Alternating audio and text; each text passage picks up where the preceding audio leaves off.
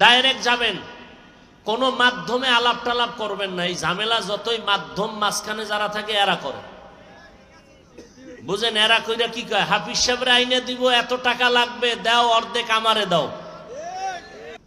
আমার প্রোগ্রামের দাওয়াতের বিষয় একটা কথা আপনারা প্রচার করবেন।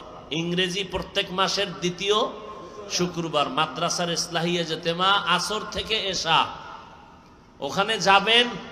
খোলামেলা আমার সামনে বসে কথা বলবেন। এখন আমি সময় দিতে পারি? মোসাফা করার টাইম আছে?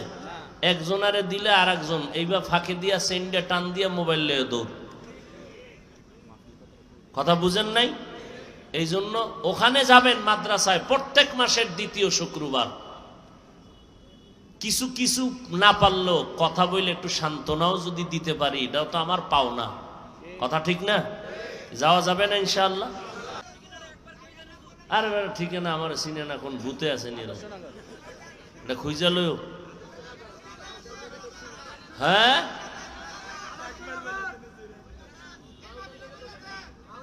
এটা কোন জায়গা?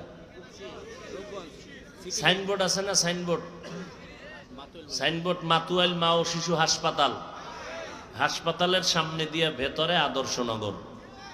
মাতুয়াল মা ও শিশু হাসপাতালের সামনে বললেই হবে যে ওই মাদ্রাসায় যাব ইনশাআল্লাহ।